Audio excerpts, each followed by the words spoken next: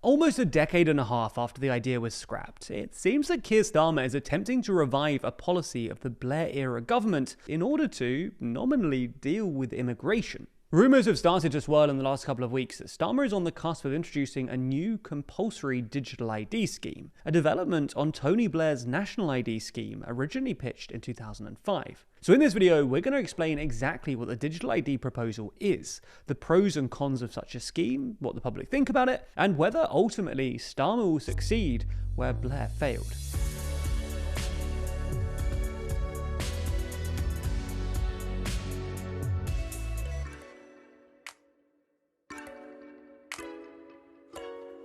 Dive deeper into politics with our magazine Too Long. Yeah, we make a real physical magazine.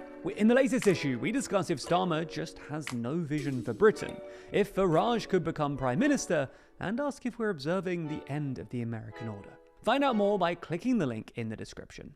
Now, let's start by explaining exactly what a national ID scheme is. Essentially, the idea is that citizens are provided with ID cards by the state. Some proposals have these cards as voluntary, and others have them as compulsory. Such cards could be used to prove an individual's identity to law enforcement, to provide easier or more convenient access to public services, to help protect people against identity fraud, and to try and help crack down on unauthorized migration, something we'll get onto a bit later. Now, there are plenty of European countries that already have national ID schemes. Romania, for instance, requires all citizens above the age of 14 to have a national ID card. In Serbia, it's mandatory for anyone over 16. In Slovakia, it's mandatory for anyone over 15. And since even 2005, in Belgium, citizens over the age of 15 are expected to have an electronic eID.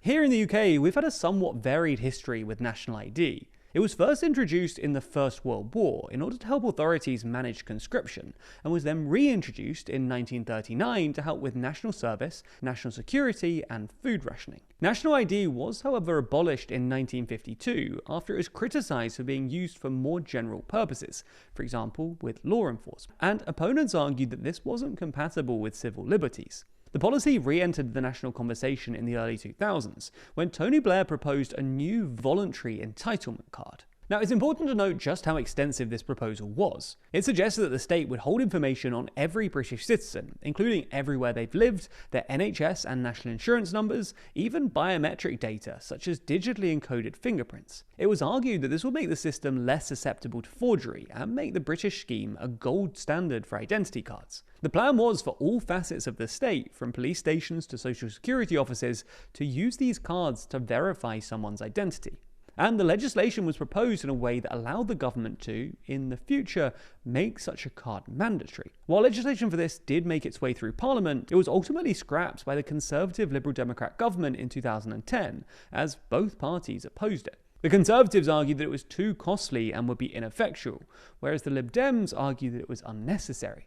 However, in the past couple of weeks, we've seen Starmer's Labour government come around to the idea, with the Times reporting that it could be announced today, and the FT claiming that it might happen at Labour's conference next week. Now, there are a couple of reasons why Starmer might want to be introducing this now. Firstly, the Tony Blair Institute has been pushing the idea of digital national ID for years, arguing essentially that it allows citizens to interact more efficiently and effectively with government services. Secondly, though, Starmer could be in favour of it because it could assist in reducing the number of unauthorised migrants in the UK.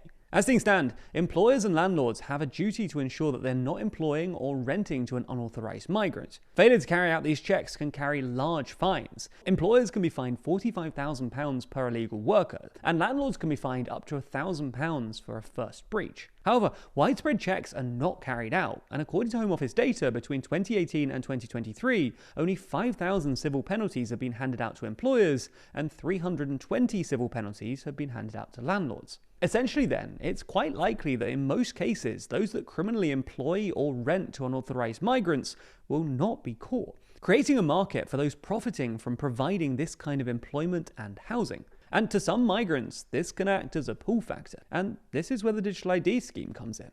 One of the main advantages to having a widespread national digital ID is that the Home Office can keep a record of all housing and employment checks in a centralised database, and check this against pay-as-you-earn or PAYE records and the newly established National Landlord Database. And as a result, the likelihood of employers or landlords being caught would increase. Now, as things stand, we don't exactly know what the digital ID scheme would look like. The FD still reports that the finer details are being worked out. However, it seems likely that any new digital ID scheme would include a system which would allow checks on individuals' right to work or housing. There's already some opposition to such a proposal, though. Rebecca Vincent of Big Brother Watch explained that we are sleepwalking into a dystopian nightmare where the entire population we force through myriad digital checkpoints to go about our everyday lives. On top of this, Abhinaya Murthy, also of Big Brother Watch, wrote an article highlighting the concerns regarding data breaches. In the last few years, she points out, there have been 11 major data breaches in the public sector. As a result of this, Murthy explained that it's not a question of if a data breach occurs, but when.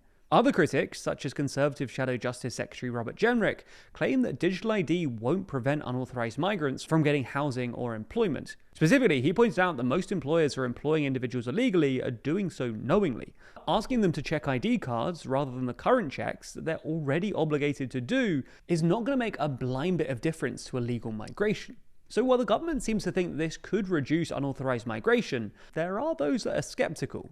But what does the public think? Well, already, a petition against the proposal has gained more than 115,000 signatures online, enough to trigger a debate in Parliament. However, specific polling demonstrates that people are generally less opposed. Polling from YouGov in June found that 57% of people support the idea and only 24% oppose it. Similarly, Ipsos polling from September demonstrates that a whopping 57% of people support the idea and only 19% oppose. In fact, when asked why they support digital ID, 40% of respondents cited the fact that it could be used to prevent illegal immigration.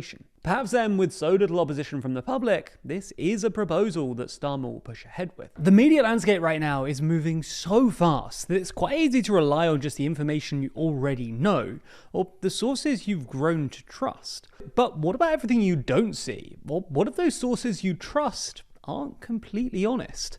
Well, luckily our sponsor this week, Ground News, are experts at lifting the veil on media bias. Their website and app, developed by a former NASA engineer, collects thousands of articles from across the media landscape, putting them all into one place for you to easily compare how the news is being covered around the world. For example, this story on the digital ID proposal in the UK has been covered by 15 sources, with none of them coming from the left and 7 reported by the right. We can dig even deeper by looking at the political bias, factuality, and ownership of said sources. That's not all though, as Ground News offers a bunch of super handy features. We especially like their blind spot feed, as here you can see stories that have been disproportionately covered by one side of the political spectrum or the other. For example, if you lean left, you might have missed this story about the US Energy Department trying to claw back $13 billion in green funding. It's important to know exactly what's circulating online in different echo chambers, instead of purposely choosing to stay in the dark. We all know that the current media sphere is always trying to get your attention by any means necessary, to sway you into thinking one thing or another. So having a website that helps you spot when that's happening is a real game changer.